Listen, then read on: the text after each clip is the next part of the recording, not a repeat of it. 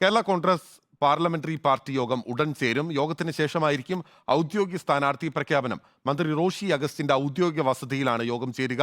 PR പ്രവീണയാണ് വിവരങ്ങളുമായി ചേരുന്നത്. Praveena, Jose K Mani തന്നെയാകില്ലേ സ്ഥാനാർത്ഥി?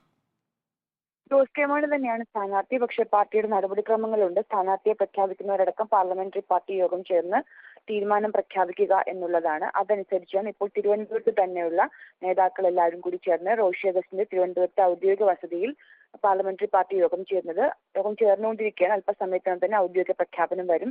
അതിൽ പറഞ്ഞു നിർത്തിയതുപോലെ തന്നെ CPM-ന് കേരള കോൺഗ്രസ് എമ്മിന് ഇനി വരും തെരഞ്ഞെടുപ്പുകൾ, പ്രത്യേകിച്ച് തദ്ദേശ തെരഞ്ഞെടുപ്പുകളടക്കം അങ്ങനെ ഒഴിവാക്കി പോകാനാകാത്ത സാഹചര്യമുണ്ട്. അതുകൂടി കണക്കിലെടുത്തുകൊണ്ട് നൽകിയ സീറ്റിൽ എന്തായാലും ചെയർമാൻ ജോസ് കെ മാണി തന്നെയാകും സ്ഥാനാർത്ഥി. നിലവിൽ ലോക്സഭയിൽ അംഗങ്ങളില്ല. അതുപോലെ തന്നെ രാജ്യസഭയിലും പാർട്ടിക്ക് അംഗങ്ങളില്ലാതെ വന്നാലുണ്ടാകുന്ന പ്രതിസന്ധി കേരള കോൺഗ്രസ് എമ്മിന് മുന്നിൽ ഉണ്ടായിരുന്നു. അതിനുകൂടിയാണ് ഇപ്പോൾ പരിഹാരം കണ്ടത്. ഓക്കെ, പരിഹാരമായിരിക്കുന്നു.